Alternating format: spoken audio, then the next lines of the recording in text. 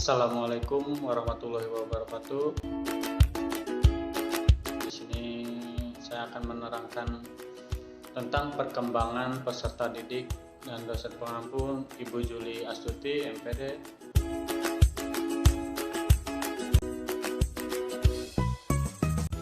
Di sini saya akan sedikit menerangkan tentang pengertian perkembangan. Perkembangan adalah perubahan yang bersifat kuantitatif dan kualitatif. Perkembangan adalah bertambahnya kemampuan, skill, struktur, dan fungsi tubuh yang lebih kompleks dalam pola yang teratur dan dapat diramalkan. Perkembangan yang menyangkut proses diferensiasi sel tubuh, organ, dan sistem organ yang berkembang sedemikian rupa sehingga dapat memenuhi fungsi, termasuk juga perkembangan kognitif, bahasa, motorik, emosi, dan perkembangan perilaku sebagai hasil interaksi dengan lingkungannya.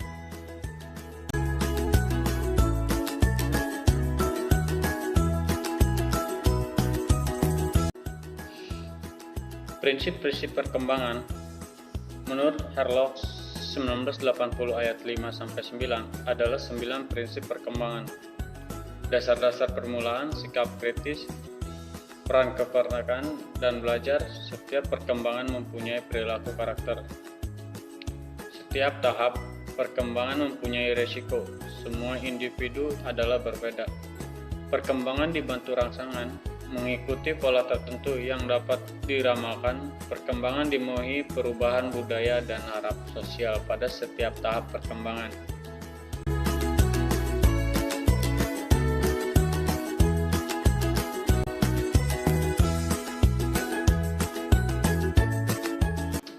Teori-teori perkembangan. Teori inovativisme yaitu menyatakan perkembangan ditentukan oleh lingkungan. Teori ini dikemukakan oleh John Locke 1632-1704. Teori natalisme yaitu memandang anak berkembang dengan secara sendiri, melihat, berpikir, dan merasa. Teori dikemukakan oleh John Quist Rosqui 1712-1788. Teori etologi yaitu adalah studi tentang teknik laku manusia dan hewan. Dalam evaluasi, teori ini dikemukakan oleh Darwin, Lockwood, Rockwen, Baldwin.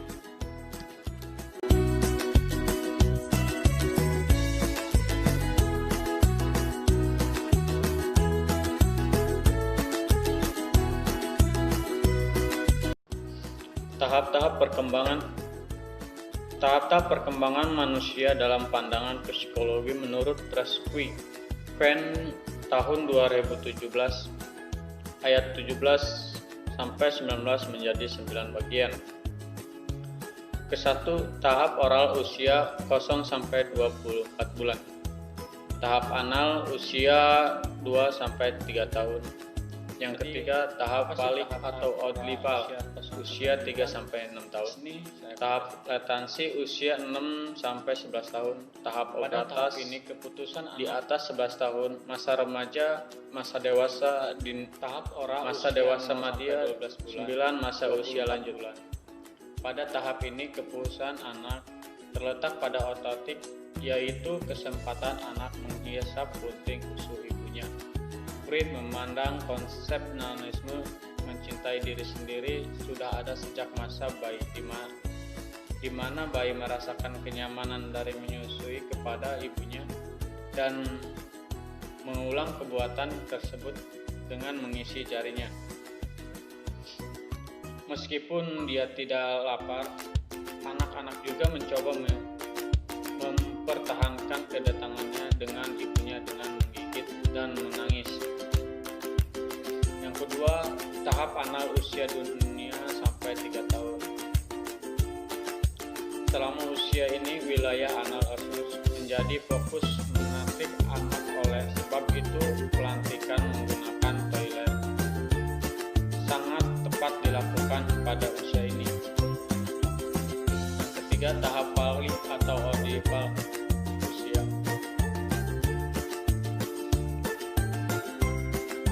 usia 3-6 tahun. Pada tahap ini anak laki-laki mulai tertarik dengan penisnya. Tahap perkembangan paling membingungkan dari pendapat Freud sebab dia meyakini ketertarikan sesuai orang anak laki-laki pertama kepada ibunya, sedangkan pada anak perempuan kepada ayahnya.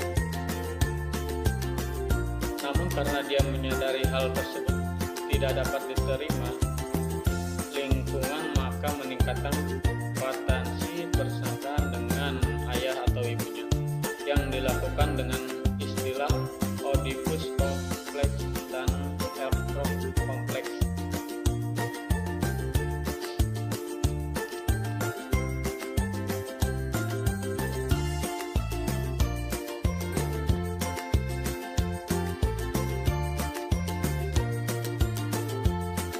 Dan yang keempat, tahap retensi usia 6-11 tahun. Pada periode ini anak terlalu sudah dapat mengadali permusuhannya dengan orang tuanya yang memiliki jenis kelamin berbeda dengan dirinya. Anak laki-laki dan anak perempuan terlihat bersikap lembut kepada ayah dan pada ibu mereka. Yang kelima, tahap pubertas di atas usia 11 tahun. Masa pubertas merupakan masa di mana anak merupai yang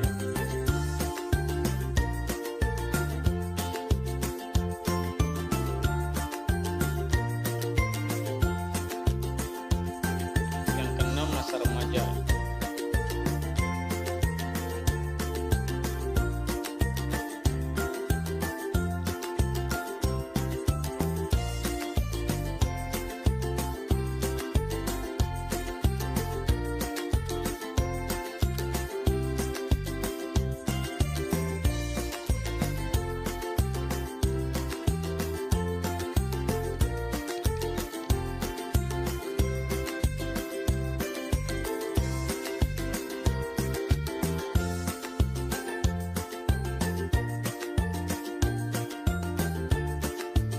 Yang enam, masa remaja.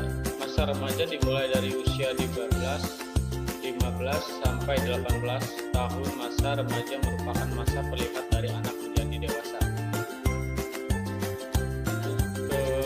Ketujuh, masa dewasa dini. Masa dewasa dini dimulai dari usia 18 sampai 40 tahun. Ke-8, masa dewasa madya. Masa dewasa madya dimulai dari usia 40 sampai 60 tahun. Dan yang terakhir, masa usia lanjut. Masa usia lanjut dimulai dari usia 60 tahun sampai akhir hayat.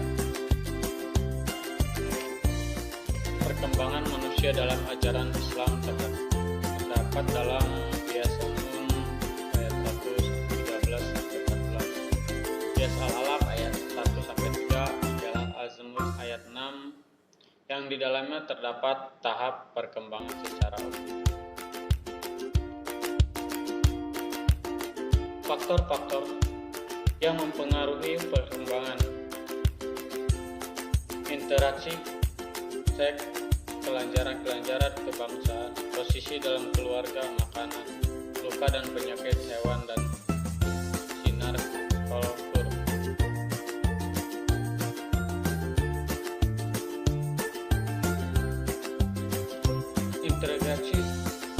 Interogasi merupakan faktor yang terpenting kecerdasan yang tinggi disertai oleh perkembangan yang cepat. Jelasnya, jika kecerdasan rendah, maka anak akan terbelakang dan pertumbuhan dan perkembangan berdasarkan penelitian Term-Whitley, Bed of Genius.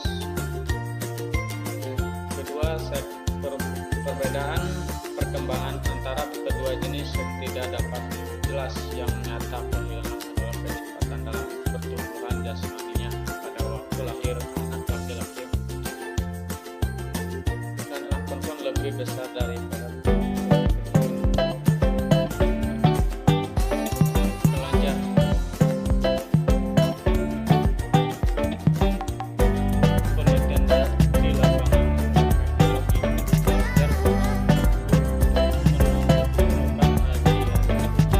Pagiku cerahku, matahari bersinar.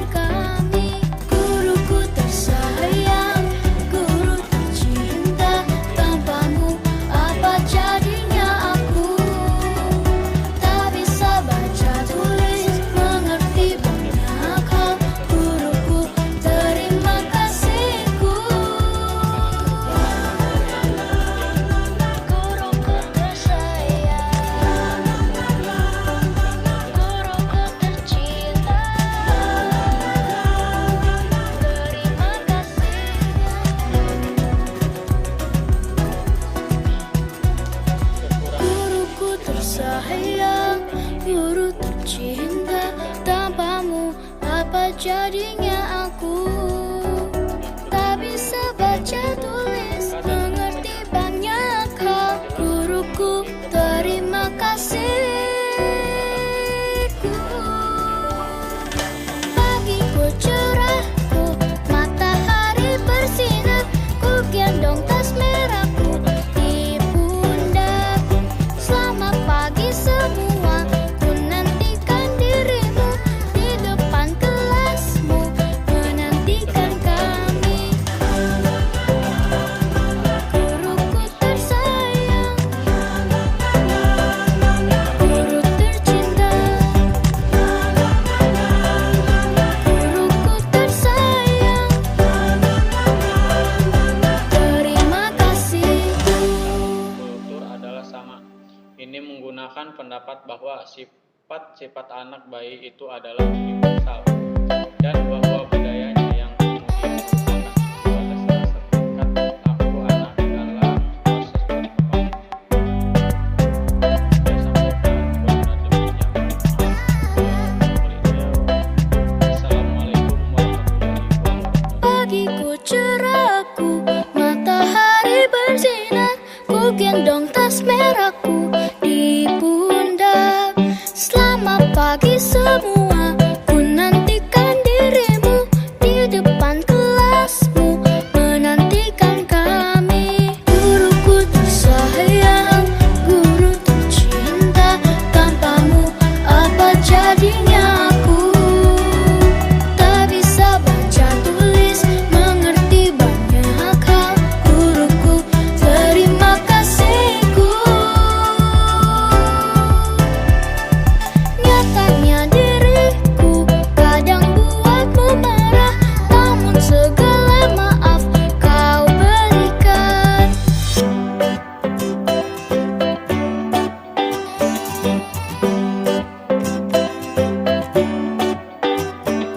Selamat pagi semua, ku nantikan dirimu di depan kelasmu, menantikan kami. Guruku tersayang, guru tercinta, tanpamu apa jadinya aku? Tak bisa baca tulis, mengerti banyak hal. Guruku, terima kasihku. Guruku tersayang, guruku tercinta, terima kasih.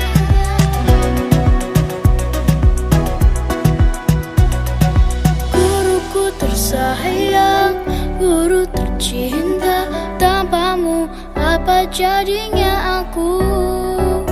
Tak bisa baca tulis, mengerti banyak hal. Guruku, terima kasih.